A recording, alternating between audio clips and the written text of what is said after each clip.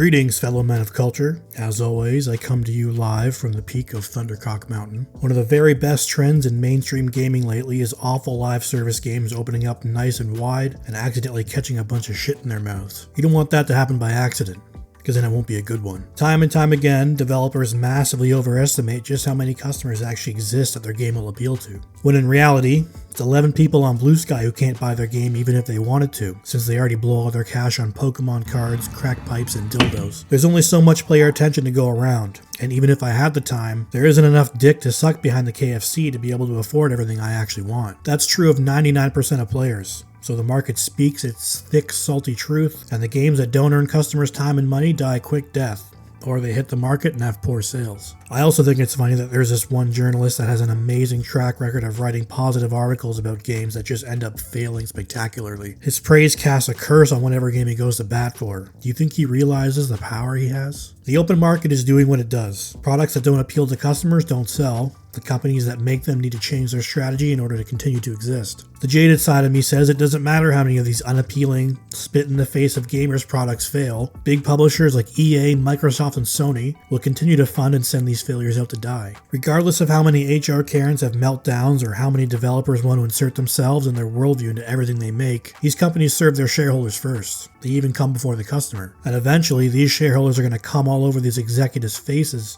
for releasing poor-performing games. I know things seem bleak, and has for nearly a decade now, but nothing speaks louder than money. Despite all these publishers and developers actively trying to push us out of the hobby we've already been a part of for years, as soon as the real money starts breathing down their neck, things are going to have to change. These people have forced themselves into the industry and got all their friends hired. Now their efforts have spread like a farinaceous tuber, and the quality of the entire industry's output has gone down because we failed to gatekeep our hobby. People online treat the concept of gatekeeping as some sort of mortal sin. Anytime you voice your displeasure, including those that hate you and hate your hobby into your community, you're accused of being a bad person. There's a reason I specify people that hate the hobby. I love when people show a genuine love of what I love. I can talk with people about video games, music, gunpla all day. But for some reason, me, and everyone else, are supposed to be accommodating to people who don't have a genuine interest in the hobby in question. They are there specifically to change it. There's this stigma attached to gamers that they all hate women. I know I'm not alone when I say I would have been thrilled to have a girl want to play video games with me and my friends. It just so happens that nearly zero girls had a shred of interest in the hobby when I was growing up. Then in 2016, all of a sudden, billions of women love video games and always have. In fact, there's more female gamers than men. They're all better and smarter than men, and they have a huge penis.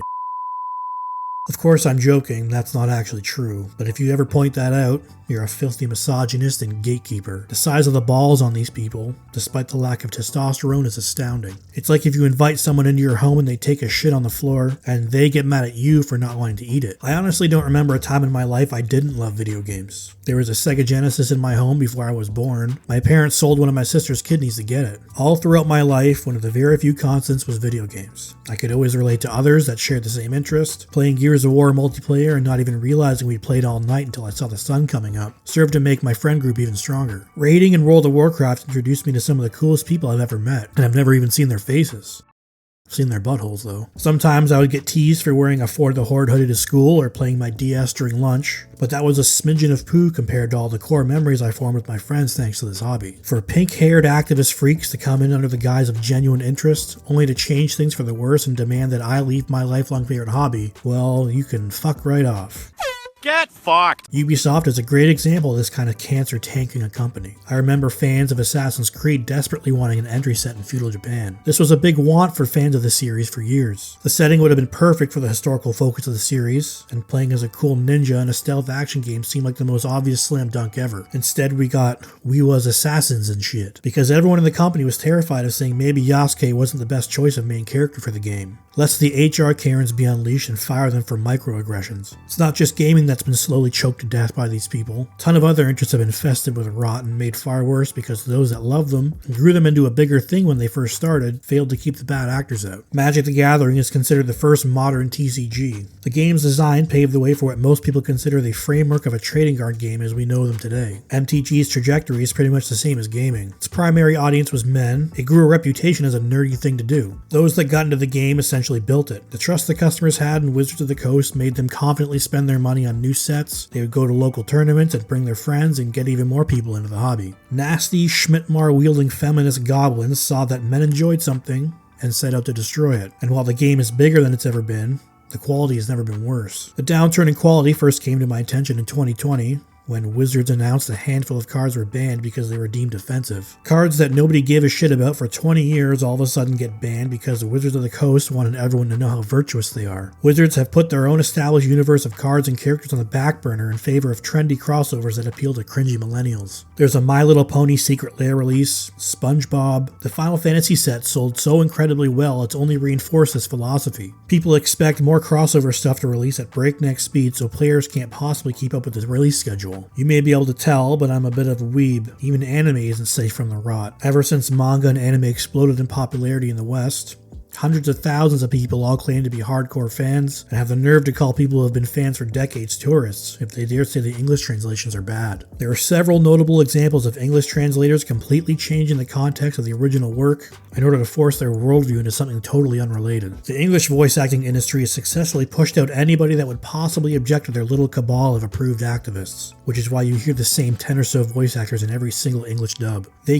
kept working in the industry itself, something a lot of anime and manga fans miss the opportunity to do with the hobby as a whole. It seems AI is starting to take over translation more and more though. One of the few things AI is actually good for. Dungeons & Dragons is perhaps ground zero of all nerd things. If there was one thing that held the autistic crown of nerdy stigma before being a nerd was cool, it was D&D. From the 80s all the way through to the mid-2010s, kids and teenagers would get bullied for the mere mention of D&D, or any number of other tabletop games for that matter. I've never met a person who plays D&D that wasn't welcoming to anybody who wanted to play. If there was room at the table, anyone was allowed to join if they were willing to learn. This kind of mentality is great if everyone actually likes the game, but just like with gaming and MTG, insufferable activists made their way in and started dissecting every aspect of the game and lore, searching for anything they could attach some negative thing onto, whether it actually exists or not. Random-ass journalists tied the characteristics of certain fictional races in D&D, such as orcs and drow, to real groups of people. Nobody thought orcs were black people. That's something these weird people insisted was a thing. Wizards of the Coast bent the knee to this fringe group of mongoloids and have vowed to change the lore so as not to offend anybody. Nobody was offended. Nobody thought orcs were racist. This shit just materialized out of the ether and Wizards decided to make changes for no reason. The last group of people that would ever exclude someone from their game should have been more particular, because now these people have made themselves comfortable in your space. And very few now somehow have the power to change the direction of the entire thing. D&D players should have gatekept harder. I can't think of a hobby more male than Warhammer 40k. The entire universe is just deeply depressing, filled with absolute freak space marines with cow stomachs and multiple hearts. Playing the tabletop game is obscenely expensive, on top of the time and skill required to paint your units,